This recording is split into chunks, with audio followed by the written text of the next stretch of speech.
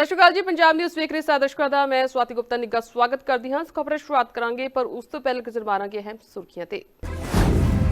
London ਦੇ ਵਿੱਚ ਮਨਾਇਆ ਗਿਆ ਭਾਰਤ ਦਾ 79ਵਾਂ ਆਜ਼ਾਦੀ ਦਿਹਾੜਾ। ਇੰਡੀਆ ਹਾਊਸ ਵਿਖੇ ਲਹਿਰਾਇਆ ਗਿਆ ਤਿਰੰਗਾ। ਸੈਂਕੜੇ ਹੀ ਲੋਕਾਂ ਨੇ ਕੀਤੀ ਸ਼ਮੂਲੀਅਤ।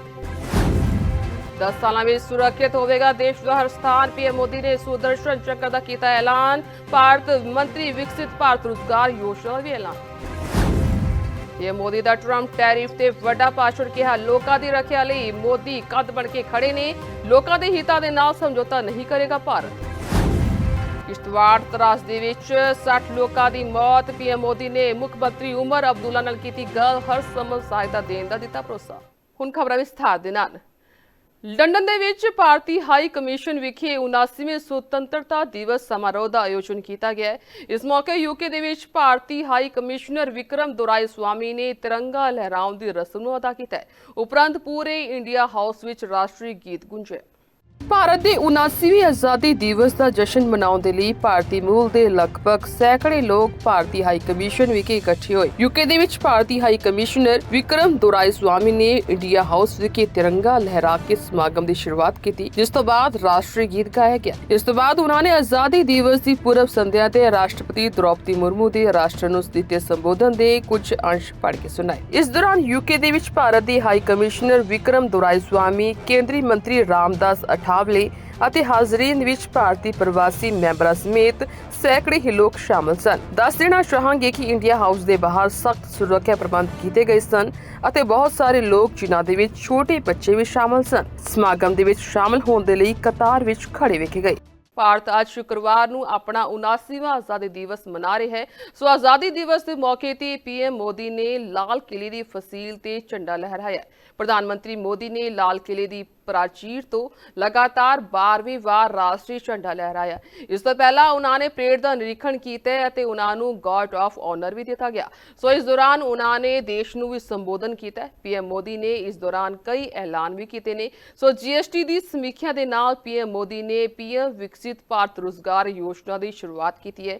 ਇਸ ਯੋਜਨਾ ਤਹਿਤ ਨੌਜਵਾਨਾਂ ਨੂੰ ਪਹਿਲੀ ਨੌਕਰੀ ਮਿਲਣ ਤੇ 15,000 ਰੁਪਏ ਦਾ ਪ੍ਰੋਤਸਾਹਨ ਦਿੱਤਾ ਜਾਏਗਾ।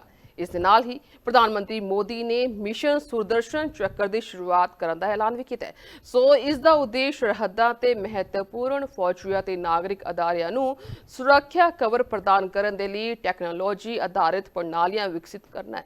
ਪੀਐਮ ਮੋਦੀ ਨੇ ਲਾਲ ਕਿਲੇ ਦੀ ਪ੍ਰਾਚੀਰ ਤੋਂ ਮਿਸ਼ਨ ਸੁਦਰਸ਼ਨ ਚੱਕਰ ਦਾ ਐਲਾਨ ਕੀਤਾ ਹੈ, ਜਿਸ ਦੇ ਤਹਿਤ ਅਗਲੇ 10 ਸਾਲਾਂ ਦੇ ਵਿੱਚ ਆਧੁਨਿਕ ਯੁੱਧ ਦੇ ਤਰੀਕਿਆਂ ਨੂੰ ਧਿਆਨ ਵਿੱਚ ਰੱਖਦੇ ਹੋਏ ਦੇਸ਼ ਦੀ ਸੁਰੱਖਿਆ ਲਈ ਅਤ ਆਧੁਨਿਕ ਹਥਿਆਰ ਪ੍ਰਣਾਲੀਆਂ ਅਤੇ ਸੁਰੱਖਿਆ कवर विकसित किए जाएंगे।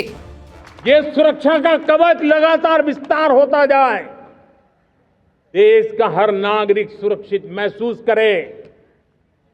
किसी भी प्रकार की टेक्नोलॉजी हम पर वार करने आ जाए, हमारी टेक्नोलॉजी उससे बेहतर सिद्ध हो। और इसलिए आने वाले 10 साल 2035 तक मैं ये राष्ट्रीय सुरक्षा कवच का विस्तार करना चाहता हूं, मजबूती देना चाहता हूं, आधुनिक बनाना चाहता हूं।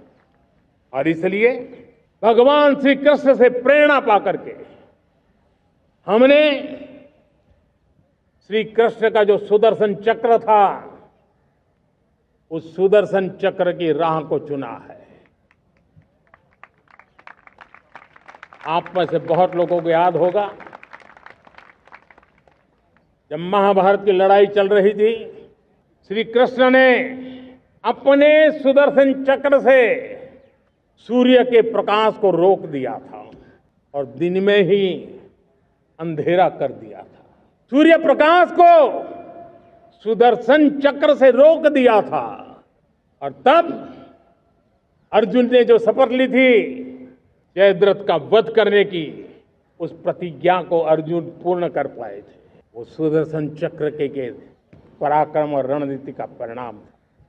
अब देश सुदर्शन चक्र मिशन लॉन्च करेगा। पीएम मोदी मुताबिक मिशन सुदर्शन ਚੱਕਰ ਦੇ ਤਹਿਤ 2035 ਤੱਕ ਅਗਲੇ 10 ਸਾਲਾਂ ਵਿੱਚ ਦੇਸ਼ ਦੇ ਸਾਰੇ ਮਹੱਤਵਪੂਰਨ ਸਥਾਨਾਂ, ਰਣਨੀਤਿਕ ਅਤੇ ਨਾਲ ਹੀ ਨਾਗਰਿਕ ਖੇਤਰਾਂ ਜਿਵੇਂ ਕਿ ਹਸਪਤਾਲ, ਰੇਲਵੇ, ਵਿਸ਼ਵਾਸ ਕੇਂਦਰਾਂ ਨੂੰ ਟੈਕਨੋਲੋਜੀ ਦੇ ਨਵੇਂ ਪਲੇਟਫਾਰਮਸ ਦੇ ਰਾਹੀਂ ਪੂਰਾ ਸੁਰੱਖਿਆ ਕਵਰ ਕੀਤਾ ਜਾਏਗਾ। ਇਸ ਦੇ ਨਾਲ ਹੀ ਪ੍ਰਧਾਨ ਮੰਤਰੀ ਮੋਦੀ ਨੇ ਸ਼ੁੱਕਰਵਾਰ ਨੂੰ ਆਪਣੇ ਸੰਬੋਧਨ ਵਿੱਚ ਕਿਹਾ ਹੈ ਕਿ ਭਾਰਤ ਕਿਸਾਨਾਂ, ਪਸ਼ੂ ਪਾਲਕਾਂ ਤੇ ਮਛੇਰਿਆਂ ਦੇ ਹਿੱਤਾਂ ਦੇ ਨਾਲ ਸਮਝੌਤਾ ਨਹੀਂ ਕਰੇਗਾ। ਉਹਨਾਂ ਜ਼ੋਰ ਦੇ ਕੇ ਕਿਹਾ ਹੈ ਕਿ ਉਹ ਇਹਨਾਂ ਲੋਕਾਂ ਦੀ ਰੱਖਿਆ ਦੇ ਲਈ ਕੰਧ ਵਾਂਗ ਖੜੇ ਨੇ।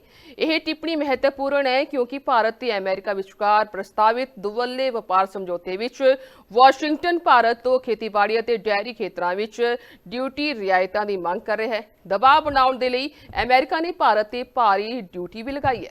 79ਵੇਂ ਆਜ਼ਾਦੀ ਦਿਵਸ ਤੇ ਰਾਸ਼ਟਰ ਨੂੰ ਸੰਬੋਧਨ ਕਰਦੇ ਹੋਏ ਪ੍ਰਧਾਨ ਮੰਤਰੀ ਮੋਦੀ ਨੇ ਕਿਹਾ ਕਿ ਮੋਦੀ ਭਾਰਤ ਦੇ ਕਿਸਾਨਾਂ, ਮਛੇਰਿਆਂ ਤੇ ਪਸ਼ੂ ਪਾਲਕਾਂ ਦੇ ਨਾਲ ਸੰਬੰਧਿਤ ਕਿਸੇ ਵੀ ਨੁਕਸਾਨਦੇਹ ਨੀਤੀ ਦੇ ਵਿਰੁੱਧ ਕੰਧ ਵਾਂਗ ਖੜੇ ਨੇ। ਭਾਰਤ ਆਪਣੇ ਕਿਸਾਨਾਂ, ਪਸ਼ੂ ਪਾਲਕਾਂ ਅਤੇ ਮਛੇਰਿਆਂ ਸੰਬੰਧੀ ਕਿਸੇ ਵੀ ਪ੍ਰਤੀਕੂਲ ਸਮਝੌਤੇ ਨੂੰ ਕਦੇ ਵੀ ਸਵੀਕਾਰ ਨਹੀਂ ਕਰੇਗਾ। भारत के किसान, भारत के मछुआरे, भारत के पशुपालक, उनसे जुड़ी किसी भी अहितकारी नीति के आगे मोदी दीवार बन के खड़ा है। भारत अपने किसानों, अपने पशुपालकों, अपने मछुआरों के संबंध में कभी भी कोई समझौता नहीं स्वीकार करेगा। ਤੁਹਾਨੂੰ ਦੱਸ ਦਈਏ ਕਿ ਪ੍ਰਸਤਾਵਿਤ BTA ਦੇ ਵਿੱਚ ਅਮਰੀਕਾ ਮੱਕੀ, ਸੋਇਆਬੀਨ, ਸੇਬ, ਬਦਾਮ ਅਤੇ ਇਥਾਨੋਲ ਵਰਗੇ ਉਤਪਾਦਾਂ ਤੇ ਡਿਊਟੀ ਘਟਾਉਣ ਦੇ ਨਾਲ-ਨਾਲ ਅਮਰੀਕੀ ਡੇਅਰੀ ਉਤਪਾਦਾਂ ਦੀ ਪਹੁੰਚ ਵਧਾਉਣ ਦੀ ਮੰਗ ਕਰ ਰਿਹਾ ਹੈ। ਹਾਲਾਂਕਿ ਨਵੀਂ ਦਿੱਲੀ ਨੇ ਇਹਨਾਂ ਮੰਗਾਂ ਦਾ ਸਖਤ ਵਿਰੋਧ ਕੀਤਾ ਹੈ ਕਿਉਂਕਿ ਇਹ ਸਿੱਧੇ ਤੌਰ ਤੇ ਕਿਸਾਨਾਂ ਨੂੰ ਪ੍ਰਭਾਵਿਤ ਕਰਨਗੀਆਂ। ਭਾਰਤ ਦੇ ਗੁਆਂਢੀ ਦੇਸ਼ਾਂ ਤੇ ਗਲੋਬਲ ਭਾਈਵਾਲਾਂ ਨੇ ਸ਼ੁੱਕਰਵਾਰ ਨੂੰ ਦੇਸ਼ ਨੂੰ ਇਸ ਦੇ 79ਵੇਂ ਆਜ਼ਾਦੀ ਦਿਹਾੜੇ ਤੇ ਵਧਾਈ ਦਿੱਤੀ ਹੈ ਅਤੇ ਸ਼ੁਭ ਕਾਮਨਾਵਾਂ ਸਾਂਝੀ ਕੀਤੀਆਂ ਨੇ।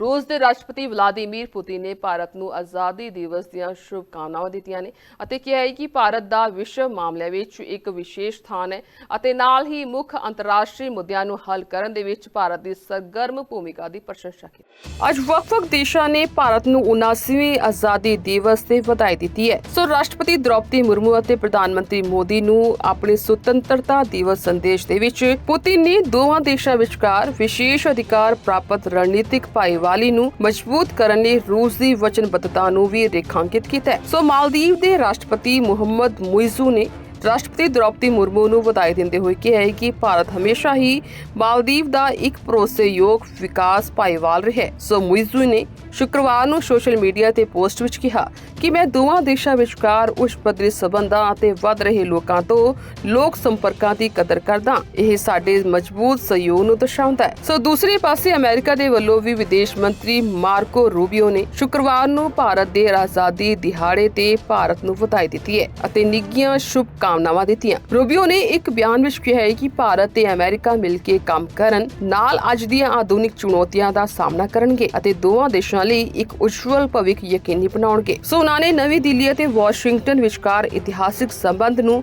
ਮਹੱਤਵਪੂਰਨ ਅਤੇ ਦੂਰਗਾਮੀ ਦੱਸਿਆ।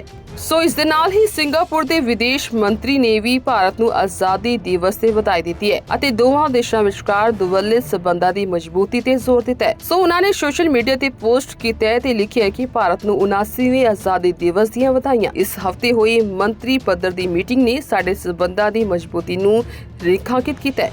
ਅਸੀਂ ਕੂਟਨੀਤਿਕ ਸਬੰਧਾਂ ਦੇ 60 ਸਾਲ ਮਨਾ ਰਹੇ ਹਾਂ। ਸੋ ਨੇਪਾਲ ਦੇ ਵਿਦੇਸ਼ ਮੰਤਰੀ ਅਰਜੂ ਰਾਣਾ ਦੇਵਬਾ ਨੇ ਆਪਣੇ ਭਾਰਤੀ ਹਮਰੁਤਬਾ ਐਸ ਜੈਸ਼ੰਕਰ ਨੂੰ ਆਜ਼ਾਦੀ ਦਿਵਸ ਤੇ ਵਧਾਈ ਦਿੰਦੇ ਹੋਏ ਕਿਹਾ ਕਿ ਨੇਪਾਲ ਭਾਰਤ ਦੇ ਨਾਲ ਆਪਣੀ ਲੰਬੇ ਸਮੇਂ ਤੋਂ ਚੱਲੀ ਆ ਰਹੀ ਸਥਾਈ ਸਾਂਝੇਦਾਰੀ ਨੂੰ ਬਹੁਤ ਮਹੱਤਵ ਦਿੰਦਾ ਹੈ। ਉਹਨਾਂ ਨੇ ਸੋਸ਼ਲ ਮੀਡੀਆ ਤੇ ਪੋਸਟ ਕੀਤਾ ਹੈ ਤੇ ਲਿਖਿਆ ਹੈ ਕਿ ਇਸ ਆਜ਼ਾਦੀ ਦਿਵਸ ਤੇ ਅਸੀਂ ਭਾਰਤ ਦੇ ਲੋਕਾਂ ਦੀ ਨਿਰੰਤਰ ਖੁਸ਼ਹਾਲੀ ਦੀ ਕਾਮਨਾ ਕਰਦੇ ਹਾਂ। ਭਾਰਤ ਲੋਕਤੰਤਰ ਦੀ ਇੱਕ ਚਮਕਦਾਰ ਉਦਾਹਰਣ ਬਣਿਆ ਰਹੇ ਅਤੇ ਦੁਨੀਆ ਭਰ ਦੇ ਦੇਸ਼ਾਂ ਨੂੰ ਪ੍ਰੇਰਿਤ ਕਰੇ। ਸੋ ਇਸ ਦੇ ਨਾਲ ਹੀ ਇੱਕ ਪੋਸਟ ਵਿੱਚ ਆਸਟ੍ਰੇਲੀਆਈ ਵਿਦੇਸ਼ ਮੰਤਰੀ ਪੈਨੀ ਵੌਂਗ ਨੇ ਭਾਰਤ ਆਸਟ੍ਰੇਲੀਆ ਵਿਆਪਕ ਰਣਨੀਤਿਕ ਭਾਈਵਾਲੀ ਦੇ 5 ਸਾਲਾਂ ਨੂੰ ਸਵੀਕਾਰ ਕਰਦੇ ਹੋਏ ਇਸ ਮੌਕੇ ਤੇ ਭਾਰਤ ਦੇ ਲੋਕਾਂ ਦੇ ਨਾਲ-ਨਾਲ ਉੱਥੇ ਮੌਜੂਦ ਭਾਰਤੀ ਭਾਈਚਾਰਿਆਂ ਨੂੰ ਸ਼ੁਭਕਾਮਨਾਵਾਂ ਸਾਂਝੀ ਕੀਤੀਆਂ। ਉਧਰ ਸ਼੍ਰੀਲੰਕਾ ਦੇ ਵਿਦੇਸ਼ ਮਾਮਲਿਆਂ ਦੀ ਕੈਬਨਿਟ ਮੰਤਰੀ ਵਿਜੀਤਾ ਹੈਰਾਪ ਨੇ ਐਕਸ ਤੇ ਇੱਕ ਪੋਸਟ ਵਿੱਚ ਦੁਵੱਲੇ ਸਬੰਧਾਂ ਦੀ ਮਜ਼ਬੂਤੀ ਨੂੰ ਉਜਾਗਰ ਕਰਦੇ ਹੋਏ ਵਿਦੇਸ਼ ਮੰਤਰੀ ਐਸ ਜੈਸ਼ੰਕਰ ਨੂੰ ਆਪਣੀਆਂ ਦਿਲੋਂ ਵਧਾਈਆਂ ਦਿੱਤੀਆਂ। जम्मू कश्मीर ਦੇ ਵਿੱਚ 79ਵਾਂ ਆਜ਼ਾਦੀ ਦਿਵਸ ਬਹੁਤ ਹੀ ਧੂਮਧਾਮ ਦੇ ਨਾਲ ਮਨਾਇਆ ਗਿਆ। ਸ਼੍ਰੀਨਗਰ ਦੇ ਵਿੱਚ ਮੁੱਖ ਮੰਤਰੀ ਉਮਰ ਅਬਦੁੱਲਾ ਨੇ ਬਖਸ਼ੀ ਸਟੇਡੀਅਮ ਦੇ ਵਿੱਚ ਝੰਡਾ ਲਹਿਰਾਇਆ ਅਤੇ ਆਜ਼ਾਦੀ ਦਾ ਤਿਉਹਾਰ ਮਨਾਇਆ। ਇਸ ਦੇ ਨਾਲ ਹੀ ਬੀਤੇ ਕੱਲ ਕਿਸ਼ਤਵਾੜ ਦੇ ਵਿੱਚ ਬੱਦਲ ਫਟਣ ਦੇ ਕਾਰਨ ਹੋਈ ਤਬਾਹੀ ਕਾਰਨ ਪ੍ਰੋਗਰਾਮ ਨੂੰ ਛੋਟਾ ਕੀਤਾ ਗਿਆ। ਇਸ ਦੌਰਾਨ ਮੁੱਖ ਮੰਤਰੀ ਨੇ ਇਸ ਹਾਦਸੇ ਤੇ ਗਹਿਰੇ ਦੁੱਖ ਦਾ ਪ੍ਰਗਟਾਵਾ ਕੀਤਾ। ਜੰਮੂ ਕਸ਼ਮੀਰ ਦੇ ਕਿਸ਼ਤਵਾੜ ਖੇਤਰ ਦੇ ਵਿੱਚ 14 ਅਗਸਤ ਨੂੰ ਇੱਕ ਅਸਮਾਨੀ ਆਫਤ ਆਈ। ਇੱਥੇ ਦੁਪਹਿਰ 12:30 ਵਜੇ ਦੇ ਕਰੀਬ ਬੱਦਲ ਫਟ ਗਿਆ। ਇਸ ਤਰਾਸਦੀ ਵਿੱਚ ਹੁਣ ਤੱਕ 60 ਲੋਕਾਂ ਦੀ ਮੌਤ ਹੋ ਚੁੱਕੀ ਹੈ। ਇਸ ਦੇ ਨਾਲ ਹੀ 100 ਲੋਕ ਜ਼ਖਮੀ ਵੀ ਹੋਏ ਨੇ। ਕਿਸ਼ਤਵਾੜ ਦੇ ਵਿੱਚ ਕੁਦਰਤੀ ਆਫਤ ਤੋਂ ਬਾਅਦ ਪ੍ਰਧਾਨ ਮੰਤਰੀ ਮੋਦੀ ਨੇ ਜੰਮੂ ਕਸ਼ਮੀਰ ਦੇ ਮੁੱਖ ਮੰਤਰੀ ਉਮਰ ਅਬਦੁੱਲਾ ਅਤੇ ਉਪ ਰਾਜਪਾਲ ਮਨੋਜ ਸਿਨਹਾ ਨਾਲ ਫੋਨ ਤੇ ਗੱਲ ਕੀਤੀ ਹੈ। ਪ੍ਰਧਾਨ ਮੰਤਰੀ ਮੋਦੀ ਨੇ ਸਥਿਤੀ ਦਾ ਜਾਇਜ਼ਾ ਲਿਆ ਤੇ ਹਰ ਸੰਭਵ ਸਹਾਇਤਾ ਦਾ ਭਰੋਸਾ ਦਿੱਤਾ ਹੈ। कल किश्तवाड़ में बादल फटने पे जो अफसोसनाक सामिया पेश आया, उसमें अभी तक हमारी जानकारी के मुताबिक लगभग कोई 60 के आसपास लोग अपनी कीमती जानें गंवा चुके हैं, 100 से ज़्यादा जख्मी हैं और कई सारे लापता हैं जिनकी अभी पूरी तादाद हमारे सामने है नहीं। मैं अपनी तरफ से उन तमाम घरों को जिनके आज प्यारे लोग उनके बीच में से छीने गए, उन्हें ताज़ियत का इजहार करता हूँ। उसके साथ साथ वो लोग जो ज़ख्मी हुए उनके लिए दुआ करता हूँ कि वो जल्द से जल्द पूरी तरह से सेहतियाब हों। मैं अपने तरफ से, हुकूमत की तरफ से उन तमाम घरों को और किश्तवाड़ के लोगों को यकीन दिलाना चाहता हूँ कि हुकूमत के तरफ से जो भी मदद की ज़रूरत होगी उसमें कोई कमी जो है वो पेशरफ नहीं होगी। ਸੋ ਸੀਐਮ ਉਮਰ ਅਬਦੁੱਲਾ ਨੇ ਕਿਹਾ ਹੈ ਕਿ ਕੱਲ ਕਿਸ਼ਤਵਾੜ ਦੇ ਵਿੱਚ ਵਾਪਰੀ ਘਟਨਾ ਵਿੱਚ 60 ਲੋਕ ਮਾਰੇ ਗਏ ਸਨ। 100 ਤੋਂ ਵੱਧ ਲੋਕ ਜ਼ਖਮੀ ਨੇ, ਜਦੋਂ ਕਿ ਲਾਪਤਾ ਲੋਕਾਂ ਬਾਰੇ ਅਜੇ ਤੱਕ ਕੋਈ ਸਪਸ਼ਟ ਅੰਕੜਾ ਨਹੀਂ ਮਿਲਿਆ। ਘਟਨਾ ਦੀ ਪੂਰੀ ਜਾਂਚ ਕੀਤੀ ਜਾਏਗੀ ਅਤੇ ਵੇਖਿਆ ਜਾਵੇਗਾ ਕਿ ਕਿੱਥੇ ਲਾਪਰਵਾਹੀ ਹੋਈ ਹੈ। ਆਜ਼ਾਦੀ ਦਿਵਸ ਦੇ ਮੌਕੇ ਤੇ ਕੇਂਦਰੀ ਖੇਤੀਬਾੜੀ ਮੰਤਰੀ ਸ਼ਿਵਰਾਜ ਸਿੰਘ ਚੌਹਾਨ ਨੇ ਕਿਸਾਨਾਂ ਦੇ ਨਾਲ ਗੱਲਬਾਤ ਕੀਤੀ ਹੈ। ਪ੍ਰੋਗਰਾਮ ਦੇ ਵਿੱਚ ਖੇਤੀਬਾੜੀ ਦੇ ਵਿਕਾਸ, ਖੇਤੀਬਾੜੀ ਅਰਥਵਿਵਸਥਾ ਦੇ ਨਾਲ-ਨਾਲ ਜ਼ਮੀਨੀ ਪੱਧਰ ਦੀਆਂ ਸਮੱਸਿਆਵਾਂ ਤੇ ਕਿਸਾਨਾਂ ਦੇ ਯੋਗਦਾਨ ਤੇ ਚਰਚਾ ਕੀਤੀ ਗਈ। ਸੋ ਇਸ ਦੌਰਾਨ ਖੇਤੀਬਾੜੀ ਮੰਤਰੀ ਦੇ ਵੱਲੋਂ ਵੱਖ-ਵੱਖ ਰਾਜਾਂ ਦੇ ਕਿਸਾਨਾਂ ਨਾਲ ਗੱਲਬਾਤ ਵੀ ਕੀਤੀ ਗਈ, ਜਦੋਂ ਕਿ 23 ਅਗਸਤ ਨੂੰ ਕੁਦਰਤੀ ਖੇਤੀ ਮਿਸ਼ਨ ਦੀ ਸ਼ੁਰੂਆਤ ਤੇ ਵਿਚਾਰ ਵਟਾਂਦਰਾ ਹੋਣ ਦੀ ਸੰਭਾਵਨਾ ਹੈ। ਇਸ ਦੌਰਾਨ ਮੰਤਰੀ ਨੇ ਕਿਹਾ ਕਿ ਪੂਰਾ ਦੇਸ਼ ਨਵੀਂ ਪ੍ਰੇਰਣਾ ਅਤੇ ਨਵੀਂ ਊਰਜਾ ਦੇ ਨਾਲ ਭਰਿਆ ਹੋਇਆ ਹੈ। ਪ੍ਰਧਾਨ ਮੰਤਰੀ ਮੋਦੀ ਨੇ ਸਾਨੂੰ ਸਵਦੇਸ਼ੀ ਯਾਨੀ ਕਿ ਸਵੈ ਨਿਰਭਰਤਾ ਦਾ ਮੰਤਰ ਦਿੱਤਾ ਹੈ। ਅੱਜ ਕਿਸਾਨਾਂ ਨੇ ਭਾਰਤ ਵਿੱਚ ਬਣੇ ਉਤਪਾਦਾਂ ਨੂੰ ਅਪਣਾਉਣ ਦਾ ਵੀ ਸੰਕਲਪ ਲਿਆ। एक नई प्रेरणा और नई ऊर्जा से भर गया। स्वदेशी का मंत्र आज प्रधानमंत्री जी ने दिया और आपने देखा कि आज किसानों ने भी देश में बनी चीजें ही खरीदने का संकल्प लिया। बीच में मैंने पूछा कि प्रधानमंत्री जी ने क्या क्या कहा, तो सबने बताया आत्मनिर्भर भारत, स्वदेशी और एक चीज और कि सरकार फाइल में नहीं लाइफ में दिखनी चाहिए। आज मैंने दोनों विभाग के अपने अधिकारियों के साथ चर्चा की कि सरकार लाइफ में और बेहतर कैसे दिखे, इसके लिए भी काम करना है। एक तरफ यहां संकल्प कि किसानों, पशुपालकों, मछुआरों के हितों के साथ कोई समझौता नहीं होगा। राष्ट्रहित सर्वोपरि का उद्घोष ये केवल भाषण नहीं था, प्रखर राष्ट्रभक्ति का प्रचंड उद्घोष आज प्रधानमंत्री जी ने किया है और नई राह दिखाई है। आत्मनिर्भर भारत के निर्माण के लिए हम सब अपने आप को समर्पित करें। पीएम मोदी ने फर्टिलाइजर पे भी बोला है कि यहाँ बनने, बाहर से लाते हैं, यहाँ बनने। हम दोनों चीजें करेंगे। अपने देश में अधिकतम खाद कैसे बने इसकी भी कोशिश करेंगे। आज हम निर्भर है विदेशों पर, कई बार देर हो गई लाने में तो दिक्कत पैदा हो जाती है। हम खाद का संतुलित उपयोग करें, ये भी उन्होंने आग्रह किया और अधिकतम देश में ही बनाएं इसके काम में भी लगेंगे। ये ICAR, भारतीय कृषि अनुसंधान परिषद, संकल्प लिया है कि हम अधिकतम रिसर्च और शोध करके जो चीजें अपने यहाँ ही बेहतर की जा सकती है, यहीं बेहतर हो और यहीं बना के उपयोग की जा सकती है, उस दिशा में भी काम करें। हमने पिछले विकसित कृषि संकल्प अभियान के दौरान जो समस्या आई थी उनके समाधान के लिए वन टीम वन टास्क वैज्ञानिकों की वो भी बनाई है। ਦੱਸ ਦੇਈਏ ਕਿ ਕੇਂਦਰੀ ਖੇਤੀਬਾੜੀ ਮੰਤਰੀ ਅਤੇ ਕਿਸਾਨ ਭਲਾਈ ਮੰਤਰੀ ਨੇ ਲਾਲ ਕਿਲੇ ਵਿਖੇ ਆਜ਼ਾਦੀ ਦਿਵਸ ਸਮਾਰੋਹ ਤੋਂ ਬਾਅਦ ਸੀ ਸੁਬਰਮਣੀਅਮ ਹਾਲ NASC ਪੂਸਾ ਵਿਖੇ ਕਿਸਾਨਾਂ ਨਾਲ ਗੱਲਬਾਤ ਵੀ ਕੀਤੀ।